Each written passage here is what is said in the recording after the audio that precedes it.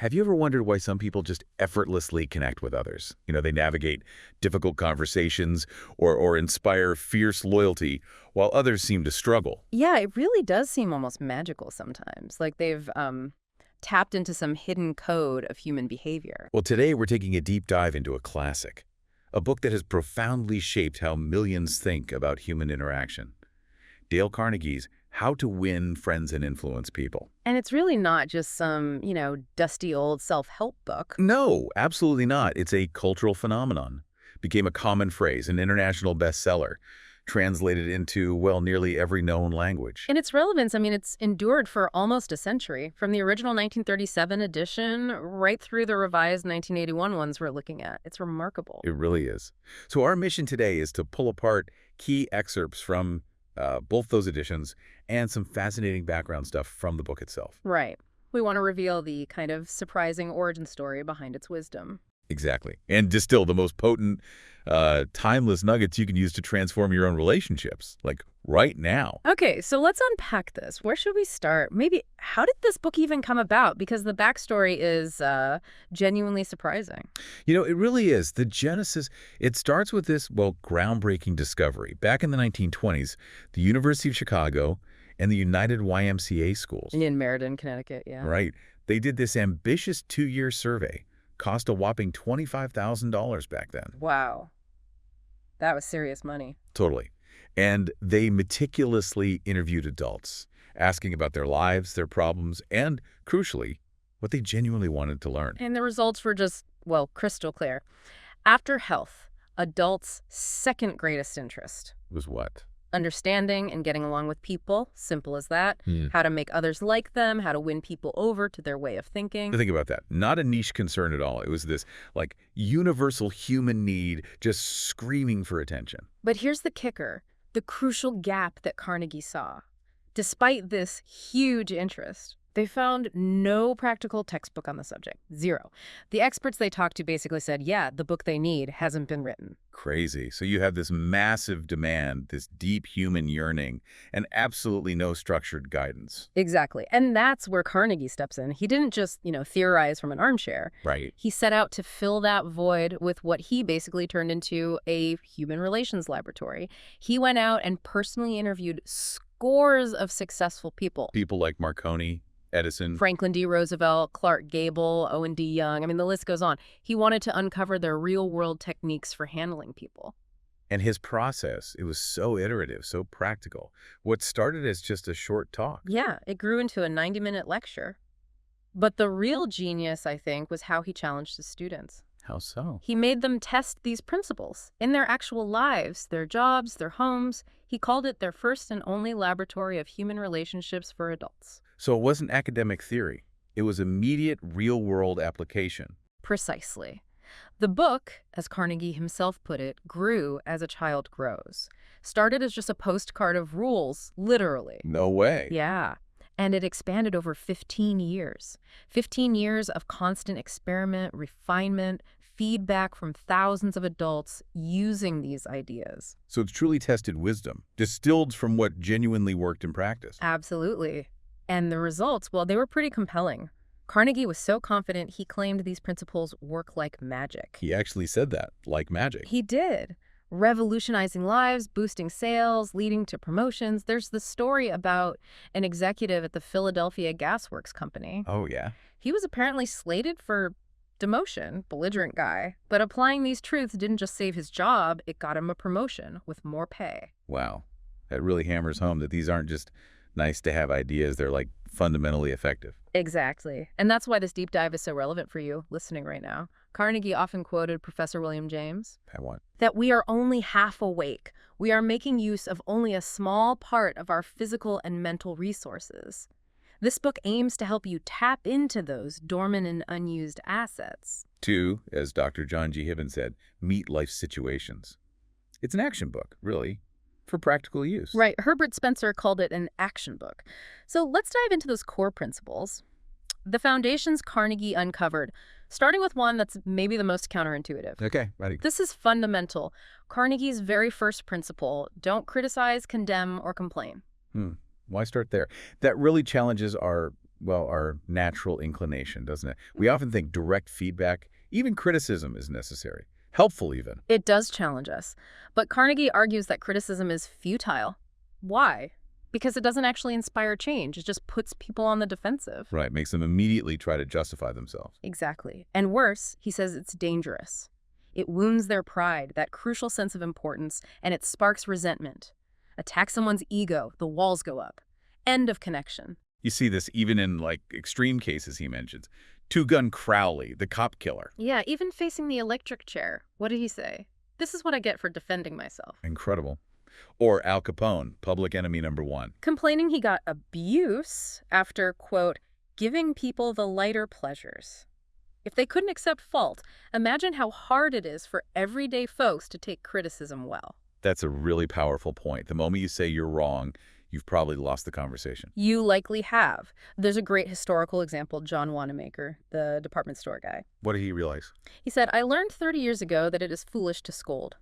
I have enough trouble overcoming my own limitations without fretting over the fact that God has not seen fit to distribute evenly the gift of intelligence.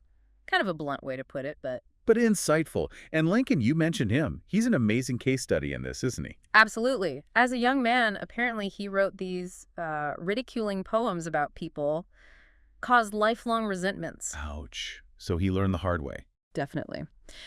Fast forward to the Civil War. After Gettysburg, General Meade lets Lee's army escape. Lincoln is furious, absolutely livid. Understandably. He writes this scathing letter to Meade, just tearing into him, expressing his immeasurable distress. Yeah. But he never mailed it. They found it among his papers after he died. Why? Why didn't he send it? Because he realized, okay, sending it would make him feel better for a moment, but what would it do to Meade? Make him defensive. Make him justify himself, resent Lincoln, maybe even resign? It would impair his usefulness.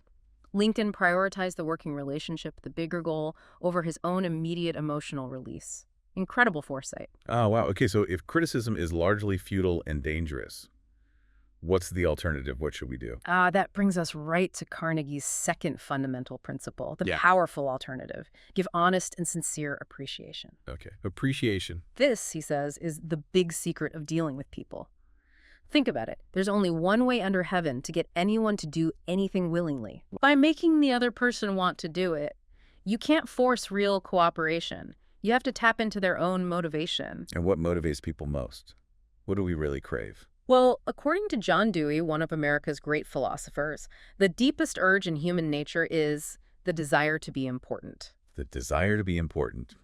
It drives everything. People build fortunes, write novels, seek fame, all in part to feel important.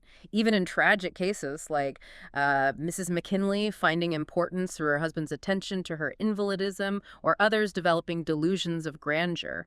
It's this fundamental human craving for significance. And Andrew Carnegie, the steel guy, he really got this, didn't he? With Charles Schwab. Oh, absolutely. Paying Schwab over $1 million a year, back when that was an almost unimaginable sum. Why? Not just for his steel knowledge, right? Schwab himself said it was largely for his ability to arouse enthusiasm among his people. How? Through honest appreciation. Schwab called that ability his greatest asset. The key word there seems to be honest and sincere. This isn't just flattery, is it? Not at all. Carnegie draws a sharp line. Flattery is insincere, manipulative, easy to spot, and ultimately ineffective. Sincere appreciation comes from genuinely focusing on the other person's good points. Which we often miss because, as Carnegie says, we spend like 95% of our time thinking about ourselves. Exactly. So it takes effort to shift focus. But finding those specific sparks of gratitude, as he calls them, can ignite small flames of friendship. It's powerful, like that example of Pamela Dunham and the janitor. Yeah, great example. He was doing a poor job. Everyone criticized him. She did the opposite. She looked for something good. Found something he occasionally did well and praised him specifically for that. The result, he started doing all his work better. Other people started appreciating him too. Honest, specific appreciation achieved what criticism never could. Okay, that makes a lot of sense. So don't criticize, give sincere appreciation. What else? How do we actually build that rapport, make people genuinely like us? Right. Carnegie outlines 6 specific ways. The first one builds directly on what we just discussed. Become genuinely interested in other people. This is maybe his most famous line, isn't it? Yeah. You can make more friends in 2 months by becoming genuinely interested in other people than you can in 2 years but trying to get other people interested in you. That's the one. And it flips the script, right? Most of us are so busy trying to be interesting. That we forget to be interested. Exactly. And that's often why connection fails. Alfred Adler, the psychologist, he noted that the individual who isn't interested in others is the one who has the greatest difficulties in life. Makes sense. Whereas people who are genuinely interested, like the magician Howard Thurston. He genuinely loved his audience, yeah. Or Theodore Roosevelt, famously popular. Why? Yeah. He remembered servants' names, asked about their families, their interests, like the White House cooks cornbread. Simple interest, huge impact. I love the story of the fuel salesman, C.M. Naffel Jr., tried for years to sell this big chain store. Yeah. Got nowhere. Right. Then he completely changed his approach. Instead of pitching fuel, He went to an executive and said, basically, help me out. I'm defending chain stores in a debate, and you're the expert. perfect. The executive was thrilled someone was genuinely interested in his passion, his business, talked for almost 2 hours. Called in another executive, got him materials. And then, completely unprompted, offered to place an order for fuel. Navel called it a miracle, all from shifting focus off the sale and onto genuine interest. Amazing. Okay, principle number 2 for likability. Seems almost too simple. Smile. But it's incredibly powerful. Actions speak louder than words, right? A smile is instant communication. I like you. You make me happy. I'm glad to see you. Professor James McConnell said people who smile, manage, teach, sell more effectively, raise happier kids. It's a universal signal. Totally. Even on the phone. The phone companies teach you to smile while talking because somehow your smile comes through in your voice. It changes your energy. Like William B. Steinhardt, the stockbroker, called himself a grouch. Yeah, rarely smiled, even at his wife. Decided to force himself to smile for a week as an experiment. His wife was baffled, but then he found people were smiling back. He said smiles started bringing him dollars, many dollars every day. It changed his whole interaction style. It's that William James idea again. Regulate the action, and you can regulate the feeling. Act happy, tend to become happier, and the old Chinese proverb. A man without a smiling face must not open a shop. Perfect. Okay, next up, Carnegie stresses the importance of names. Principle 3. Remember that a person's name is to that person the sweetest and most important sound in any language. Oh, this is huge.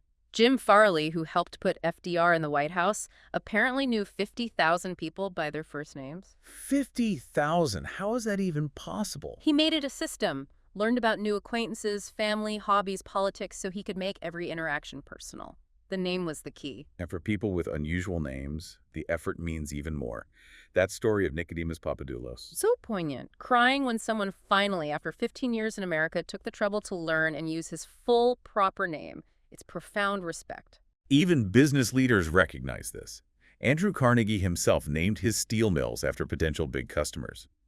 Smart. Very smart. And Benton Love, chairman of a major bank, said an executive who can't remember names can't remember a significant part of his business. It shows you value the individual. Simple, but not always easy. Means effort. Absolutely. Okay, principle 4 for likability.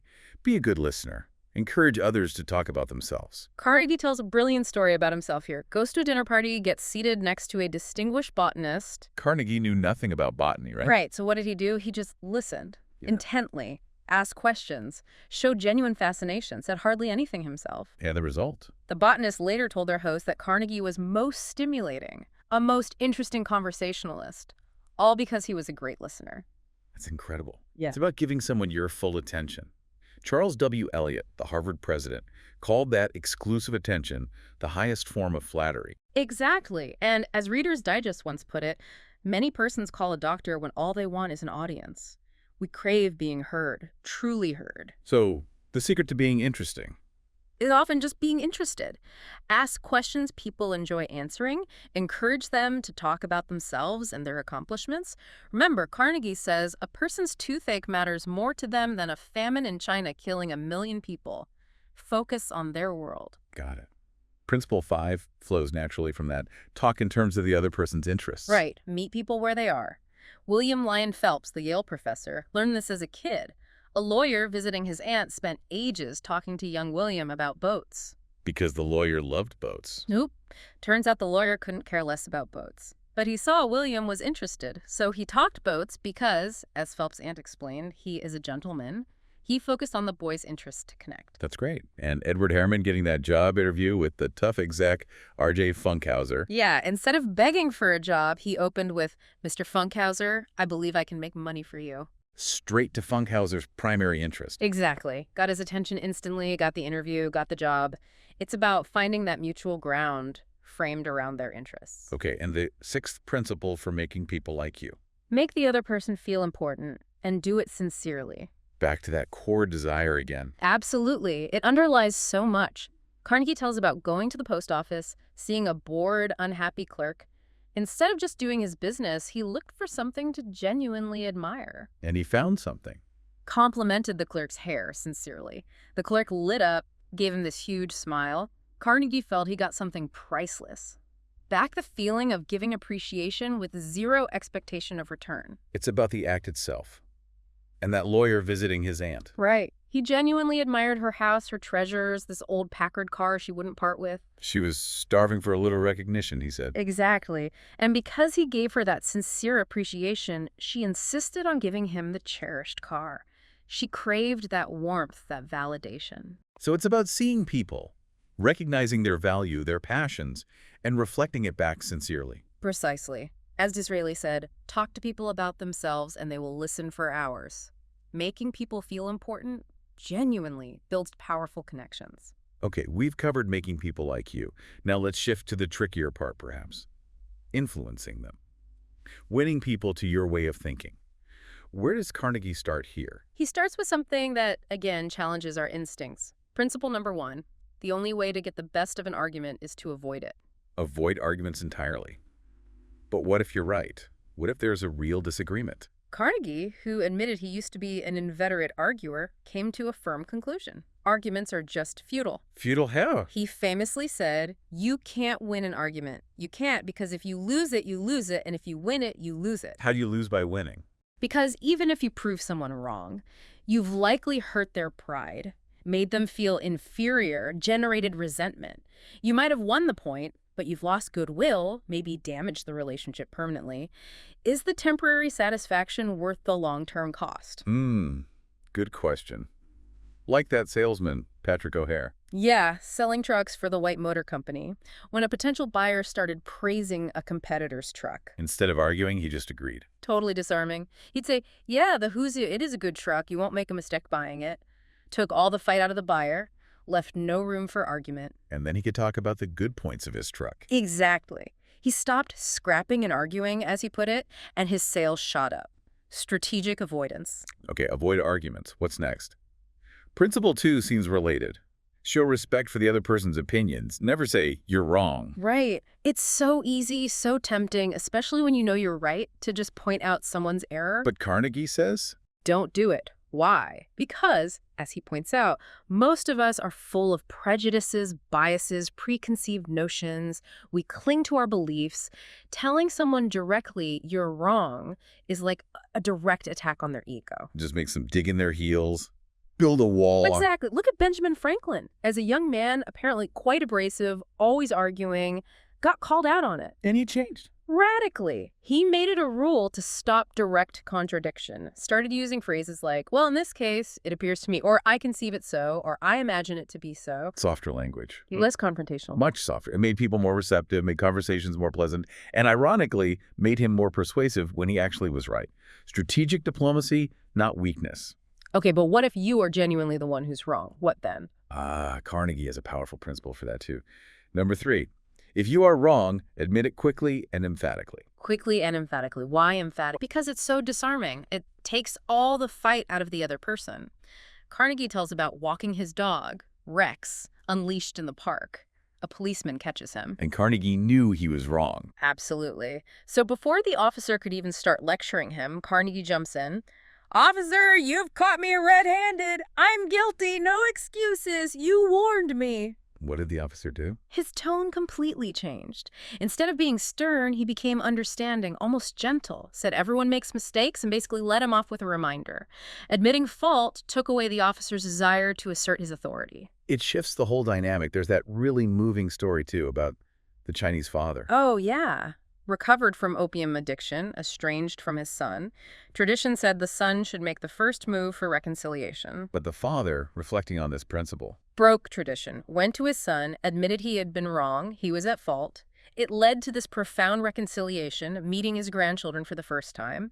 Admitting fault can be incredibly powerful for healing relationships. wow. Okay, so avoid arguments, don't say you're wrong, admit your own errors quickly. What's principle 4? Begin in a friendly way. Seems obvious, maybe, but crucial. Woodrow Wilson put it well, didn't he? If you come at me with your fist doubled, Mine will double as fast as yours, but if you come to me and say, let us sit down and take counsel together, we will presently find that we are not so far apart after all. approach dictates response. Like John D. Rockefeller Sr. during that violent coal strike, the atmosphere was toxic. Seething with hatred, yeah. Instead of confrontation, what did he do? He spent weeks just making friends among the miners, visiting their homes. Then, when he addressed them, His speech was full of phrases like, proud to be here, met your wives and children, not as strangers but as friends. Total shift in tone. in the assault, The miners went back to work, without even getting the raise they'd struck for. Friendliness achieved what force couldn't, like the old Aesop fable, the sun versus the wind. Gentleness wins. okay, begin friendly. Principle 5 is about momentum. Get the other person saying yes, yes, immediately. This is the Socratic method, basically. Professor Overstreet pointed out that when someone says no, it's more than just a word. It's a whole physiological and psychological commitment. Pride gets involved. Yeah. They feel they have to stick to the no. Exactly. It creates this difficult handicap. So the skillful approach is to start with questions or statements where the other person has to agree. Build a stream of yes responses. Like the bank clerk, James Eberson, trying to get a prospect to open an account. Right. The prospect wouldn't answer certain standard questions. Instead of arguing, Eberson started asking questions the prospect would obviously say yes to, about wanting privacy for beneficiaries, etc. Got him nodding along. Got him saying yes, yes. And then in that positive flow, the prospect just volunteered all the needed info without further issue. It creates an affirmative frame of mind. Makes sense. Build agreement.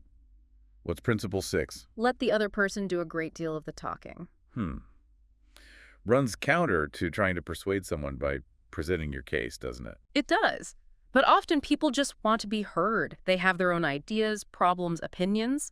Letting them talk it out, feel understood, can be more persuasive than any argument you make. Like Charles Kubell's getting that job. By asking the company founder about his early struggles, the founder talked and talked, reminiscing, feeling important. Kubelli's barely had to sell himself. The connection was made through listening. It also relates to that quote from La Rochefoucauld. Maybe a bit cynical, but If you want enemies, excel your friends. But if you want friends, let your friends excel you. Let others feel important by letting them share their successes, their ideas. Don't always try to one-up them. okay. Principle 7 feels related, but distinct. Let the other person feel that the idea is his or hers. This is subtle but incredibly powerful. People are far more enthusiastic about implementing ideas they believe they originated. How do you do that without being manipulative? It's often about asking the right questions. Like Adolf Seltz, the sales manager with the discouraged team. Instead of telling them what to do. He asked them, "What do you expect from me?" Then, "Okay, what do I have a right to expect from you?" Their answers, loyalty, teamwork, optimism became their standards, their ideas. Their moral bargain, he called it. And sales soared. Exactly. Or Eugene Wesson selling designs. Instead of presenting finished sketches, he'd bring rough ones and ask the buyer, "Here's some ideas. How could we finish these so you could use them?" Made the buyer a co-creator. Colonel House did this with President Wilson too, right? Planting seeds. Gently floating ideas as just casual thoughts, letting Wilson mull them over and later present them as his own. It requires humility, but it fosters incredible buy-in. Emerson touched on this in Self-Reliance. What did he say? In every work of genius, we recognize our own rejected thoughts. They come back to us with a certain alienated majesty. We resonate with ideas that feel like our own. That's deep. Okay, principle 8 is about empathy. Try honestly to see things from the other person's point of view. This is where Carnegie offers what he calls a magic phrase. You ready for it? Lay it on me. I don't blame you one iota for feeling as you do. If I were you, I would undoubtedly feel just as you do. Wow. That's potent. Why does it work? Because it grants immediate validation. It shows you're not judging, you're trying to understand. And it's often true. If you had their exact background, their temperament, their experiences, their information, or lack thereof, you probably would feel the same way. Sympathy is universally craved. Like Jay Mangum, the elevator guy, dealing with the hotel manager upset about an 8-hour repair. Yeah, instead of arguing about schedules, Mangum started by saying, I understand you want minimal disruption. That's perfectly reasonable. He sympathized. Should have got the manager's perspective. Exactly. Then he explained that this short-term inconvenience would prevent a much longer multi-day shutdown later. By seeing it from the manager's POV first, he could frame the solution in a way the manager could accept. It's about preparation too, isn't it? Really thinking about the other person beforehand. Hugely important. Carnegie said he'd rather walk the sidewalk outside someone's office for 2 hours before an interview than go in without a clear idea of what they were likely thinking and feeling based on their interests and motives. Deep empathy takes work. Okay, principle 9. Appeal to the nobler motives. What does that mean exactly? It means assuming the best in people. Carnegie believed most people are fundamentally honest and want to do the right thing, want to live up to their better selves. So frame your requests in a way that appeals to those higher values. Like Lord Northcliffe wanting a newspaper to stop using his picture. Instead of issuing an order, he wrote a letter saying simply, please do not publish my picture anymore. My mother doesn't like it. Appealed to respect for motherhood. It worked. Or John D. Rockefeller Jr. with the photographers taking pictures of his kids. He didn't yell. He appealed to their shared experience as parents. You know how it is, boys. You've got children yourselves. And it's not good for youngsters to get too much publicity. Yeah. Tapped into their protective instincts. Or Cyrus Curtis getting Louisa May Alcott to write for him. By offering to send the $100 payment directly to her favorite charity. Appealed to her altruism. Find the honorable motive. Interesting. Principle 10 is about presentation. Dramatize your ideas. Right. In a world full of information, just stating facts often isn't enough. Yeah.